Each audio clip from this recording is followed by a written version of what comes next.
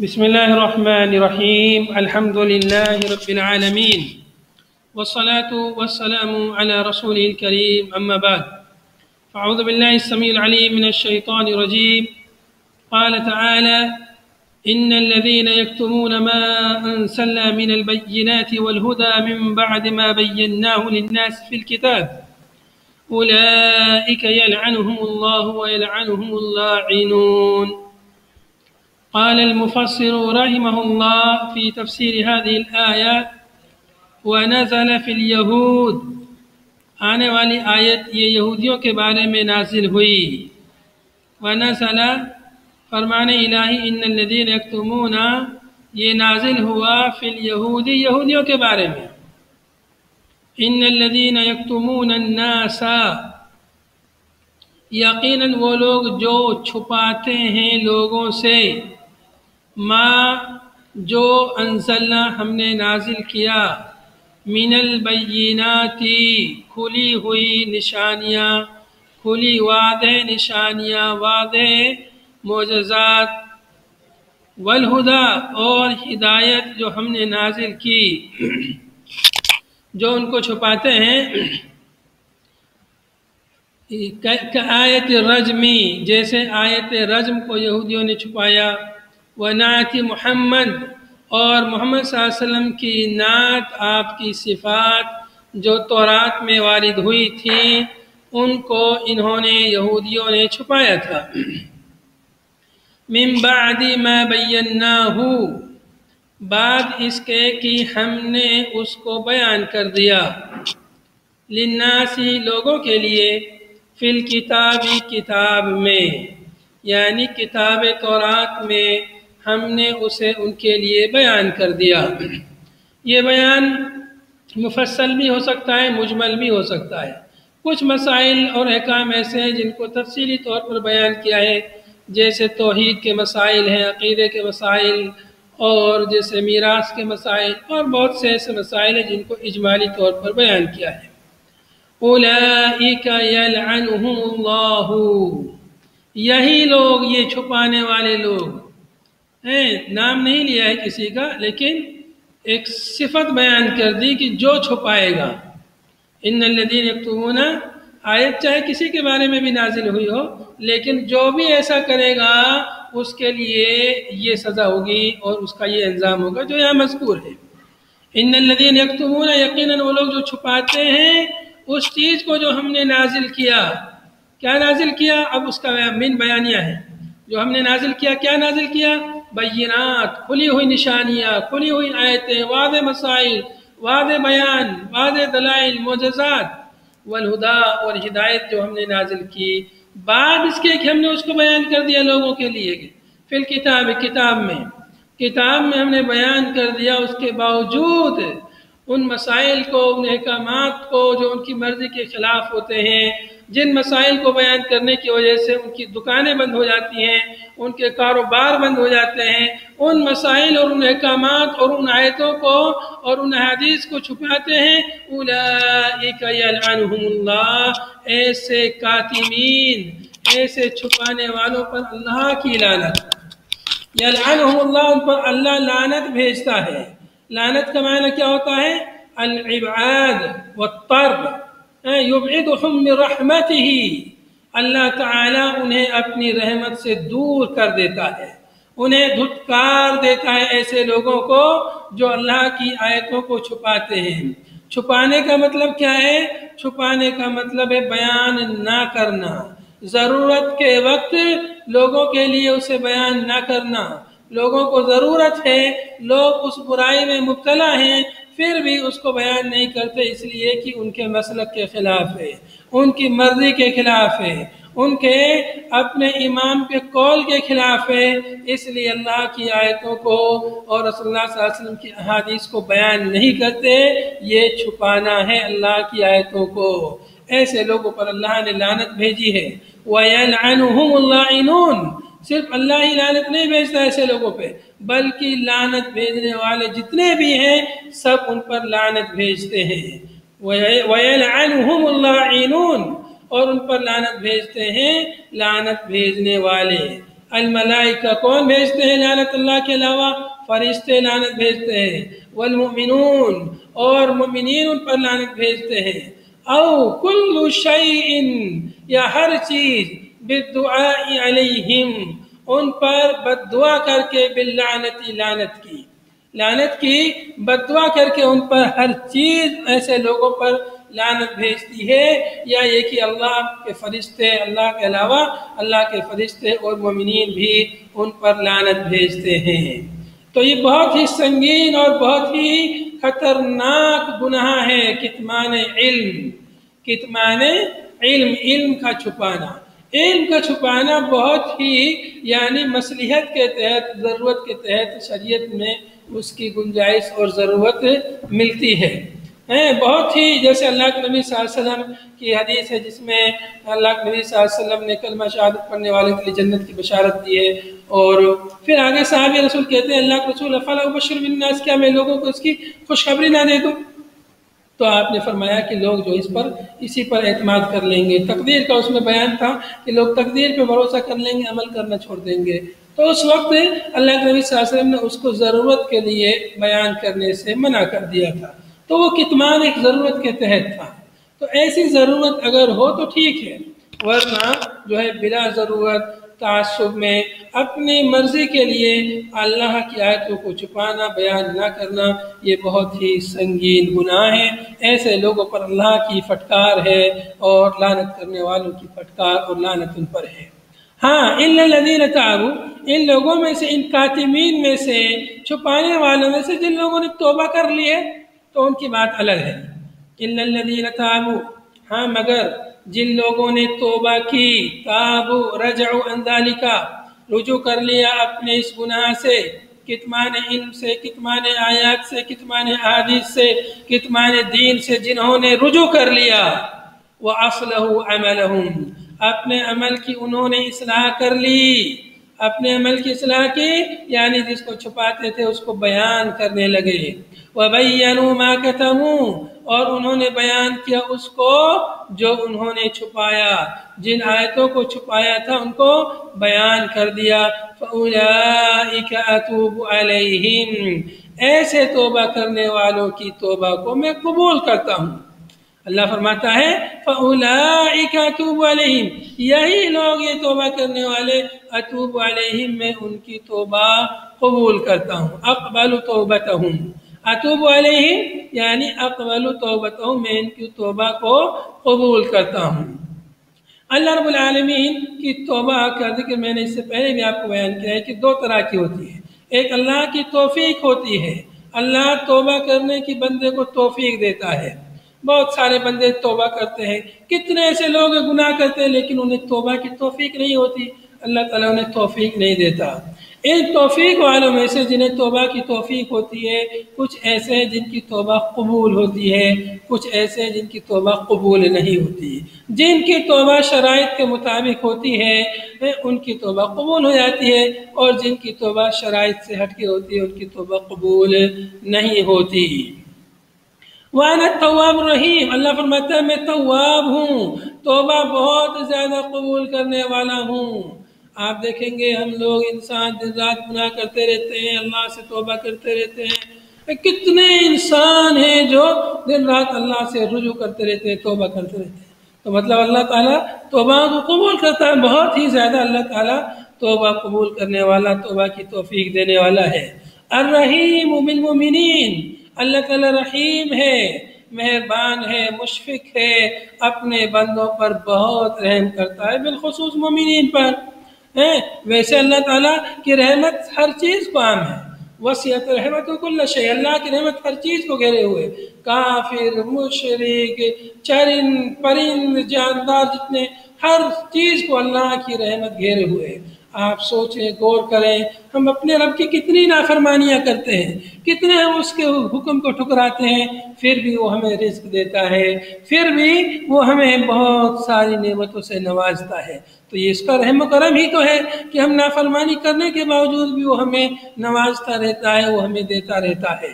تو اللہ رب العالمین رحیم ہے۔ یہاں پر اللہ تعالیٰ کی دو صفت التواب اور رحیم، اللہ کے دو اسماء حسنہ کا علم ثبوت یہاں ہمیں ملتا ہے۔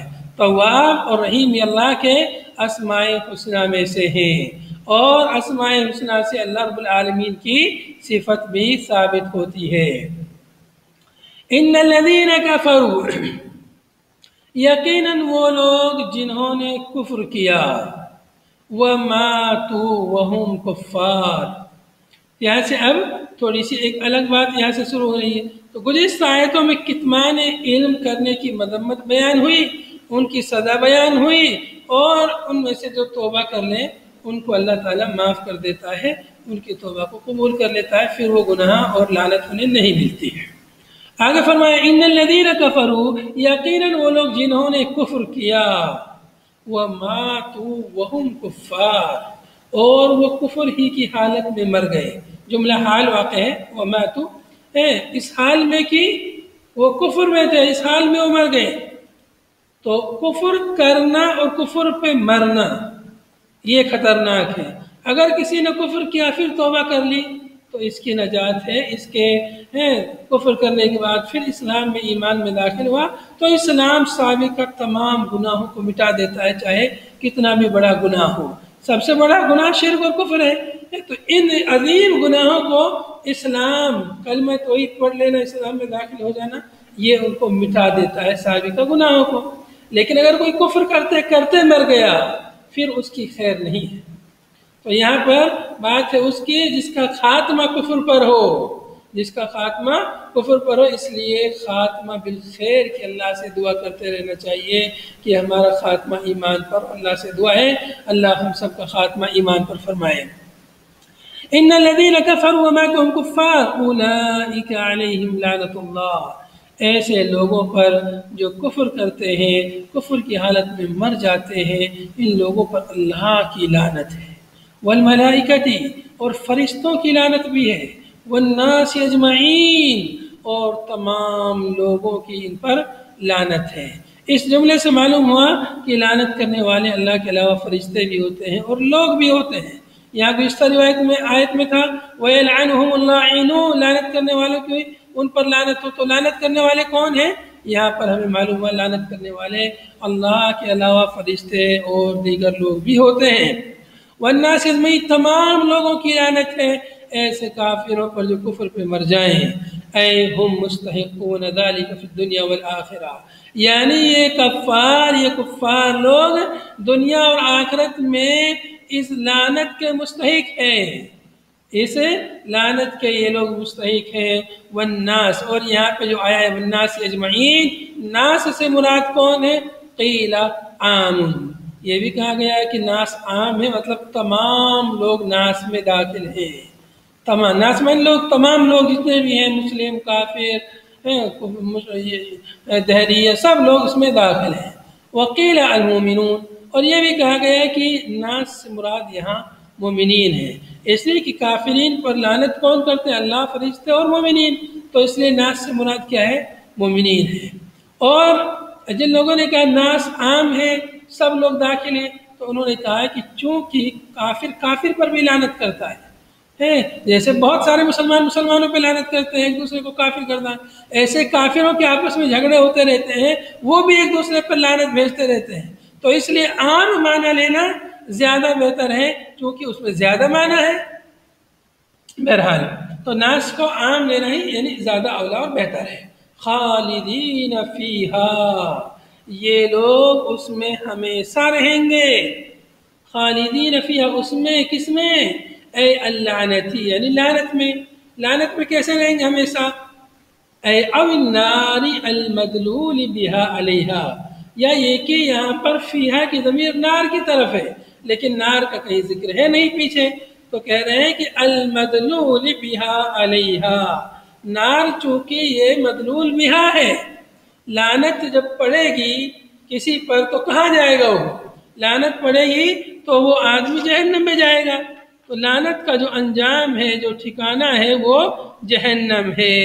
یعنی یہ نار جو ہے یہ لعنت کے ثمرات اور نتائج میں سے ہے، اس لیے لعنت کے ثمرات اور نتائج میں وہ جائے گا، تو وہاں وہ ہمیشہ رہے گا۔ اب تو فیہا لعنت میں رہے گا، یا نار میں لعنت کا جو نتیجہ ہے، لعنت کا جو انجام ہے اس میں رہے گا، جو کہ مدلول بہا ہے۔ لعنت کا مدلول کیا ہے؟ نار ہے۔ لا يخفف عنهم العذاب طرفۃ عین، تخفیف نہیں کی جائے گی عذاب میں، عذاب ہلکا نہیں کیا جائے گا۔ لا يخفف عنهم العذاب، ان کفار سے عذاب کو کم نہیں کیا جائے گا، طرفۃ عین، پلک جھپکنے کے برابر۔ طرفۃ عین آنکھ کے جھپکنے کے برابر۔ اردو میں آنکھ جھپکنا نہیں بولتے ہیں، پلک جھپکنا بولتے ہیں، عربی میں طرفۃ عین بولتے ہیں۔ تو آنکھ جتنا آدمی جھپکتا ہے، ہلکی سی آنکھ بند کر کے کھولتا ہے، اسی کو پلک جھپکنا بولتے ہیں۔ تو اتنی یعنی معمولی سے لمحے کے لیے بھی عذاب میں تخفیف نہیں کی جائے گی، عذاب ہلکا نہیں کیا جائے گا۔ وَلَا هُمْ يُنظَرُونَ، اور نہ ان کو مہلت دی جائے گی۔ وَلَا هُمْ يُنظَرُونَ اے يُمْحَلُونَ، اور نہ وہ مہلت دیے جائیں گے، لِتَوْبَةٍ توبہ کے لیے، او معذرۃ یا معذرت پیش کرنے کے لیے۔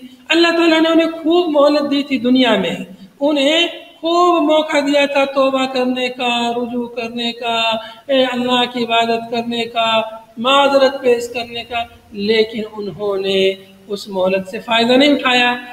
آخرت میں انہیں کوئی مہلت نہیں دی جائے گی، انہیں معذرت کرنے کا کوئی موقع نہیں دیا جائے گا، ہمیشہ ہمیشہ لوگ جہنم کی آگ میں جلتے رہیں گے۔ وَنَزَلَ لَمَّا قَالُوا، اور اگلی آیت نازل ہوئی جب انہوں نے کہا، وَنَزَلَ لَمَّا قَالُوا صِفْ لَنَا رَبَّكَ، جب ان لوگوں نے کہا کہ ہمارے لیے اپنے رب کا وصف بیان کیجئے، تب یہ آیت نازل ہوئی۔ وَإِلَٰهُكُمْ إِلَٰهٌ وَاحِدٌ لَا إِلَٰهَ إِلَّا هُوَ الرَّحْمَٰنُ الرَّحِيمُ۔ یہاں یہ آیت بہت ہی زبردست آیت ہے اپنے رب کا تعارف پیش کرنے کے لیے۔ آپ سے کوئی پوچھے کہ تمہارا اللہ کون ہے، کیسا ہے، کیا ہے، تو یہ آیت پڑھ کر اس کی تفسیر اس کو کر دیجئے، اس کا ترجمہ بیان کر دیجئے۔ آپ کسی ہندو سے، کسی غیر مسلم سے آپ پوچھئے کہ تمہارا بھگوان کیسا ہے، کیا اس کی خوبی ہے، کیا وصف ہے، اکثر لوگ نہیں بتا پائیں گے، اس لیے کہ جانتے ہی نہیں کیا اوصاف کیسے بھگوان میں یا اللہ میں یا رب میں، خالق میں، معبود میں کیسے اوصاف ہونے چاہیے، جانتے ہی نہیں لوگ۔ تو یہ اوصاف آپ بیان کیجئے اور پوچھئے یہ اوصاف ہے کیا آپ کے خالق میں، آپ کے معبود میں، ان سے پوچھئے۔ دیکھیے زبردست آیت ہے، غور سے سنیے گا اس کو۔ انہوں نے پوچھا تھا صِفْ لَنَا رَبَّكَ، اپنے رب کا وصف بیان کیجئے، کیسا ہے تمہارا رب۔ تو یہ آیت نازل ہوئی، وَإِلَٰهُكُمْ إِلَٰهٌ وَاحِدٌ لا الہ الا هو الرحمن الرحیم، اور تمہارا الہ یعنی معبود، معلوہ، الہ بمعنی معلوہ یعنی المستحق للعبادت منکم، تمہاری عبادت کا مستحق، تم سے جو عبادت ہوتی ہے، جو تمہاری عبادت، اس کا مستحق کون ہے؟ الہ واحد، ایک ہی الہ ہے، متفرق اور بہت سارے الہ نہیں، ایک ہی الہ ہے۔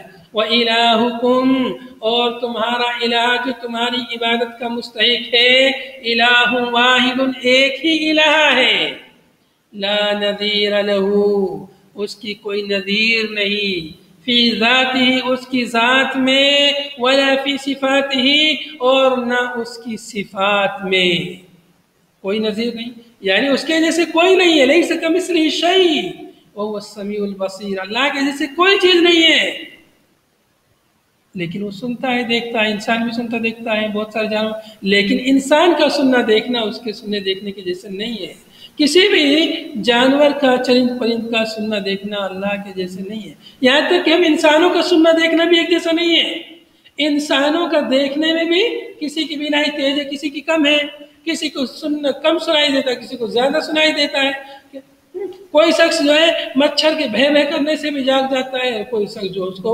جھنجھوڑو تب بھی نہیں جاگ پاتا ہے۔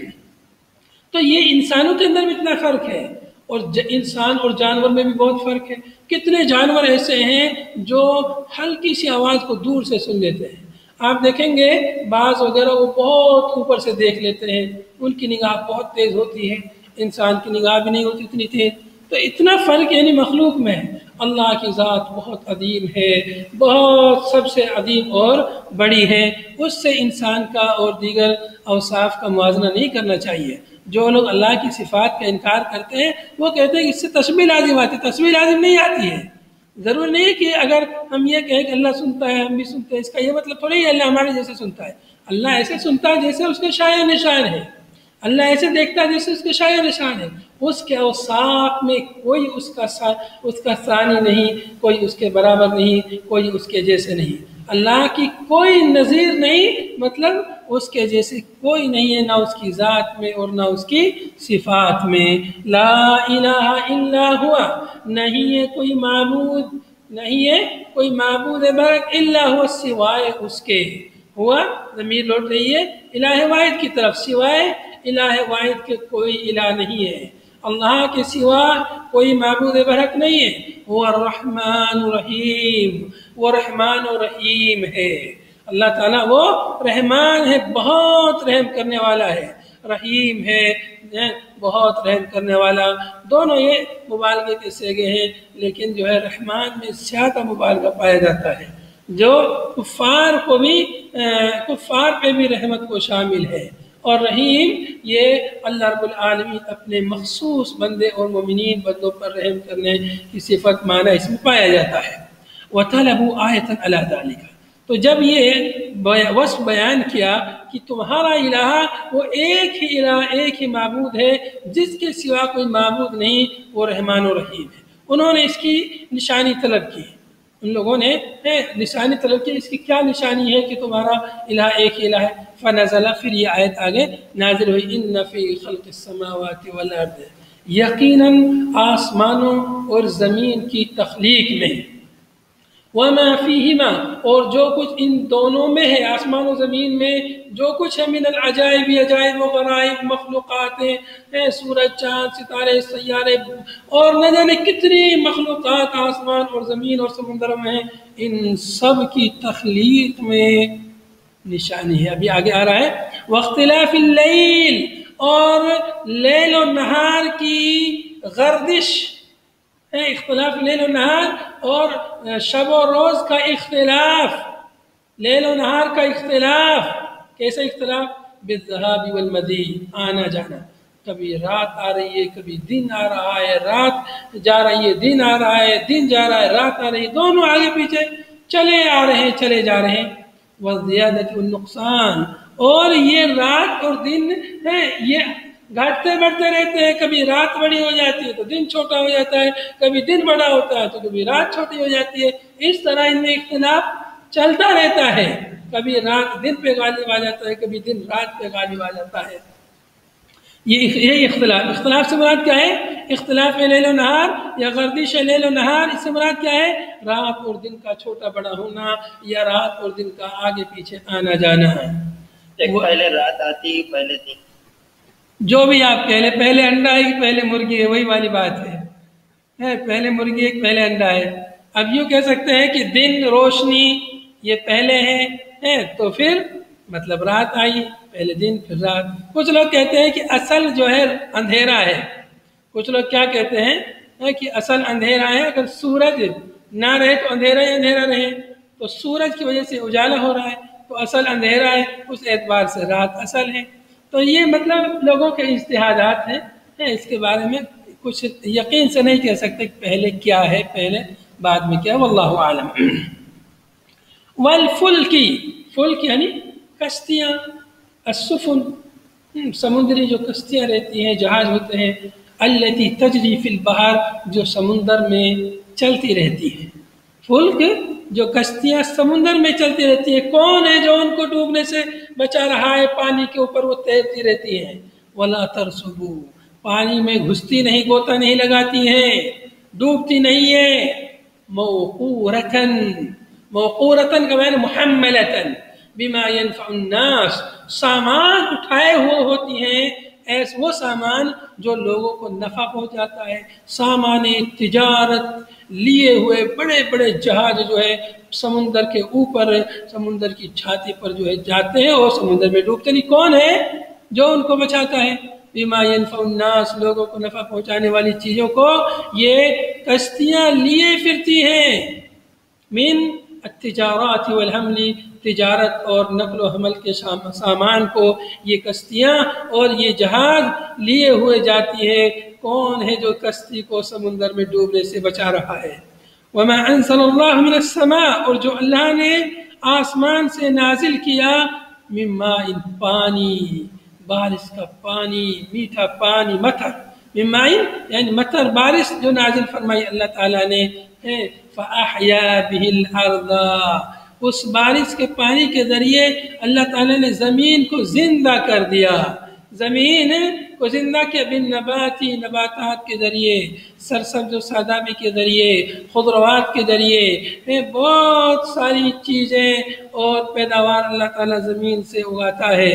پانی نازل ہوتا ہے اور بہت ساری، کوئی بیج وغیرہ کچھ نہیں ڈالتا، پھر بھی زمین سے بہت سارا یعنی سبزہ آتا ہے۔ فَأَحْيَا بِهِ الْأَرْضَ، اللہ تعالیٰ اس کے ذریعے زمین کو زندہ کرتا ہے، بعد موتها، اس کی موت کے بعد، زمین کی موت کے بعد۔ موت سے مراد کیا ہے؟ یبسیہا، زمین کے خشک ہونے کے بعد، زمین کے مردہ ہونے کے بعد، زمین کے بنجر ہونے کے بعد اللہ تعالیٰ دوبارہ اس کو زندہ کرتا ہے۔ وَبَثَّ فِيهَا مِن كُلِّ دَابَّةٍ، اور پھیلا دیا اس میں ہر قسم کے چوپائے، بس میں نے پھیلانا، فرق، متفرق کر دیا اس میں، ونشر به، اور اس کے ذریعے اللہ تعالیٰ نے اس میں زمین میں بہت سارے چرند پرند جانور اور نہ جانے کتنی چیزوں کو اللہ تعالیٰ نے اس میں پھیلا دیا، منتشر کر دیا، متفرق کر دیا۔ من کل دابہ، دابہ اصل میں کہتے ہیں رینگنے والی چیز کو، لیکن یہ ہر چیز پر بولا جاتا ہے، چرند پر، پرند پر، جو بھی زمین پہ چلتی ہیں سب کو جو ہے بولا جاتا ہے۔ لأنہم، اس لیے کہ یہ ینمون، نمو پاتے ہیں، یعنی پرورش پاتے ہیں، پروان چڑھتے ہیں، بالخصب الکائن عنہ، اس گھاس پھوس کے ذریعے سے، اس سبزی سے پلتے ہیں جو اس سے پیدا ہوتی ہے، اس پانی سے جو پیدا ہوتی ہے اسی سے لوگ اس میں پروان چڑھتے ہیں، گھاس پھوس کھاتے ہیں، ساگ سبزیاں کھاتے ہیں، زمین سے گیہوں، چاول اور بہت ساری چیزیں پیدا ہوتی ہیں، انہیں ہم لوگ کھاتے ہیں، پیتے ہیں، جانور بھی کھاتے ہیں، انسان بھی کھاتے ہیں، چرند بھی، پرند بھی، سب کی رزق جو ہے، سب کا کھانا پینا وہی سے دستیاب ہو رہا ہے۔ پانی بھی زمین سے نکلتا ہے اور آسمان سے بھی نازل ہوتا ہے، پھر زمین میں چلا جاتا ہے، پھر لوگ زمین سے پانی نکالتے ہیں، کنویں کے ذریعے، ٹیوب ویل کے ذریعے، نل کے ذریعے وغیرہ، تو سب ہر چیز کا مخزن منشا زمین ہے۔ تو اللہ رب العالمین نے زمین سے ہم انسانوں کو پیدا کیا، زمین ہی سے ہماری رزق کو، ہماری زندہ رہنے کے سامان کو اللہ نے پیدا کیا، اور زمین ہی میں پھر واپس چلے جائیں گے، پھر دوبارہ زمین ہی سے اللہ تعالیٰ ہم کو نکالے گا۔ یہ سب کرنے والا کون ہے؟ وَتَصْرِيفِ الرِّيَاحِ، اور ہواؤں کا چلنا، ریاح، خصب میں نے گھاس پھوس، سر سبزی، سبزیاں، الکائن عنہ جو اس سے پیدا ہوتی ہیں، اس پانی سے، جی کیا؟ جی ینمون یعنی پرورش پاتے ہیں نا، اس معنی، ہاں، نمو پاتے ہیں، پرورش پاتے ہیں، اور پروان چڑھتے ہیں، بڑے ہوتے ہیں، کھاتے پیتے پیتے موٹے تازے ہو جاتے ہیں، چھوٹے ہوتے ہیں تو بڑے ہو جاتے ہیں۔ جی موقورۃ، موقورہ کا معنی محملہ، یعنی اٹھائے ہوئے ہوتے ہیں۔ وتصریف الریاح، کچھ معنی یہاں نیچے حاشیے میں بھی دیے ہوئے آپ کو مل جائیں گے۔ وتصریف الریاح، اور ہواؤں کا چلنا، ہواؤں کا چلنا یعنی تقلیبها جنوبا و شمالا، شمال اور جنوب، کبھی شمال کی طرف سے ہوا چل رہی ہے، کبھی جنوب کی طرف سے، کبھی مشرق، کبھی مغرب، کبھی پچھوا، کبھی اس طرح کی مختلف ہواؤں کے نام ہیں۔ ان ہواؤں کو کون چلا رہا ہے؟ کبھی ادھر سے ہوا آ رہی ہے، کبھی ادھر سے ہوا آ رہی ہے، کبھی اپنی پسند کی ہوا آ رہی ہے، کبھی پسند کی نہیں آ رہی ہے، کبھی گرم ہوا ہے، کبھی ٹھنڈی ہوا ہے۔ یہ کون ہے ان ہواؤں کو جو ٹھنڈک میں ان ہواؤں میں ڈال رہا ہے؟ کون ہے جو ان ہواؤں میں گرمی پیدا کر رہا ہے؟ کون ہے جو ان ہواؤں کے رخوں کو بدل رہا ہے کوئی جو ان ہواؤں کے رخوں کو بدل دے؟ والسحاب المسخر، اور بدلیاں، سحاب میں نے الغیم الغیم المسخر، جو کہ مدلل بامر اللہ کے حکم کے جو تابع ہیں، مسخر بدلیاں، یہ کون ہے جو بدلیوں کو لا رہا ہے، لے جا رہا ہے کوئی انسان جو ان کو لا سکے؟ کوئی نہیں، اللہ کے سوا کوئی نہیں ہے۔ یسیر الی حیث شاء اللہ، یہ بدلیاں جاتی ہیں جدھر اللہ تعالیٰ چاہتا ہے، ادھر جا کے برسا دیتی ہیں۔ کہیں پر یہ سیلاب لے آتی ہیں اور کہیں پر یہ سرسبز و سادابی لے آتی ہیں۔ بین السماء والارض، آسمان اور زمین کے درمیان یہ مسخر بدلیاں، یہ مدلل بدلیاں، یہ تابع دار بدلیاں، یہ فرما بردار بدلیاں، کون ہے جو ان کو ادھر سے ادھر ہانک رہا ہے؟ آسمان اور زمین کے درمیان بلا علاقۃ، بغیر کسی تعلق کے لٹکی ہوئی ہے، بیچ میں آسمان اور زمین کے بیچ میں بغیر کسی سہارے کے اوپر رکی ہوئی ہے۔ کون ان کو روکے ہوئے ہے؟ اتنا بھاری پانی، وہ پانی اگر تھوڑا سا اس میں سے کہیں گر جائے تو سیلاب آ جاتا ہے۔ اس پانی کو لیے ہوئے یہ بدلیاں آسمان اور زمین کے بیچ میں بغیر کسی پلر کے، بغیر کسی سہارے کے، کون ہے جو ان کو روکے ہوئے ہے؟ لآیات، اس میں نشانیاں ہیں۔ یہ جو ساری چیزیں بیان ہوئی ہیں، اس کا تعلق کہاں سے ہے؟ پیچھے سے جو شروع فرمایا ان فی خلق السماوات والارض، یقیناً آسمان اور زمین میں، اور آگے جن چیزوں کو بیان، ان تمام چیزوں میں لآیات، نشانیاں ہیں۔ دلالات علی وحدانیتہ تعالی، اللہ تعالیٰ کی وحدانیت پر دلالات اس میں موجود ہیں، نشانیاں موجود ہیں، عبرتیں موجود ہیں، سبق موجود ہے ان آیتوں میں، ان تمام چیزوں میں، کہ کوئی تو ہے جس نے ان تمام اتنی بڑی بڑی مخلوقات کو پیدا کیا، اتنی عجیب و غریب چیزوں کو پیدا کیا، ہواؤں کو پیدا کیا، بدلیوں کو پیدا کیا، پانی کو پیدا کیا، آسمان اور زمین کو پیدا کیا، صرف پیدا نہیں کیا بلکہ پھر آپ پانی نازل کر کے زمین سے ہماری ضرورت کی چیزیں نکالی۔ کون ہے یہ سب جو کر رہا ہے؟ یہ ساری چیزیں اللہ اپنے خالق پر دلالت کر رہی ہیں۔ ضرور کوئی نہ کوئی تو ہے جس نے ان کو پیدا کیا ہے۔ اپنے آپ کوئی چیز پیدا نہیں ہو جاتی ہے، ہر چیز کا کوئی نہ کوئی خالق اور موجد ہوتا ہے، تو ان کا موجد اللہ تعالیٰ ہے جس نے تمام چیزوں کو پیدا کیا، جس نے ہمیں پیدا کیا ہے۔ ہمیں چاہیے کہ ہم اسی کی عبادت کریں۔ اللہ رب العالمین نے ہم کو اپنی عبادت کے لیے پیدا کیا اور تمام چیزوں کو ہمارے لیے پیدا کیا۔ غور کیجئے کتنی مخلوقات ہیں، جتنی بھی دنیا میں جتنی بھی چیزیں ہیں، سورج، چاند، ستارے، زمین، آسمان، سیارے، ہوا، ساری چیزیں اللہ نے کس کے لیے پیدا کی ہیں؟ ہمارے لیے۔ کوئی کہہ سکتا ہے کہ جانوروں کے لیے بھی تو ہیں، جانور بھی فائدہ اٹھا، ارے جانور بھی ہمارے لیے اللہ نے پیدا کیے ہیں، ان سے فائدہ اٹھاتے ہیں، ان کا گوشت کھاتے ہیں وغیرہ وغیرہ۔ کہیں گے کہ بہت سے جانور حرام ہیں جن سے ہم کچھ فائدہ نہیں اٹھاتے، کتنے ایسے جانور مطلب ان سے فائدہ نہیں اٹھاتے ہیں، لیکن ان کا وجود کچھ نہ کچھ فائدے سے خالی نہیں ہے، اس میں فائدہ ضرور ہوتا ہے۔ تو ساری چیزیں اللہ نے ہم انسانوں کے لیے پیدا کی ہیں، صرف ایک انسان ہے جس کو اللہ نے اپنے لیے پیدا کیا ہے، اپنی عبادت کے لیے پیدا کیا ہے، لیکن ہم انسان جو ہے اپنی پیدائش کے مقصد کو بھول گئے ہیں، اپنے خالق کے ہم ناشکرے بن گئے ہیں، جس کی وجہ سے ہم پر آزمائشیں آتی رہتی ہیں۔ لِقَوْمٍ يَعْقِلُونَ، یہ نشانیاں کس کے لیے ہیں؟ عقل رکھنے والی قوم کے لیے، تدبرون، جو تدبر کرتے ہیں ان آیتوں میں، غور و فکر کرتے ہیں، ان کے لیے نشانی ہے۔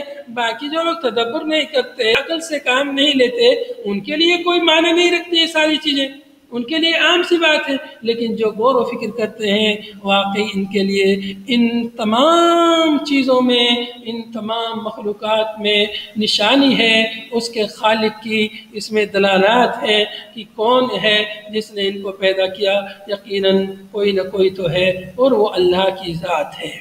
تو یہ اللہ کا تعارف ہے، یہ الہ کا تعارف۔ الہ وہی ہو سکتا ہے جس میں یہ خوبی ہوں، جس میں یہ خوبی نہیں ہے، جو خود اتنی بھی طاقت نہیں رکھے کہ کوئی مکھی بیٹھ جائے اس پر اس کو ہٹا سکے۔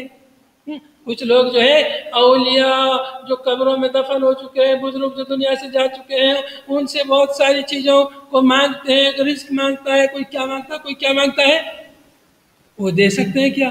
وہ اتنا بھی نہیں کر سکتے، اتنے لاچار تھے کہ وہ اپنی قبر میں خود نہیں اتر سکتے تھے، ان کو دوسرے لوگوں نے سہارا دے کے قبر میں اتارا، آج لوگ ان سے مانگنے لگے۔ وہ اپنی قبر تک نہیں جا سکتا تھا، اس کو قبر تک لے جانے کے لیے لوگوں نے اس کو سہارا دیا، اور آج لوگ ان سے مانگتے ہیں، ان سے فریاد کرتے ہیں۔ اتنا لاچار انسان، اتنا مجبور، اتنا بے کس، اس سے لوگ مانگتے ہیں، کتنے عقل سے پیدل ہو گئے ہیں۔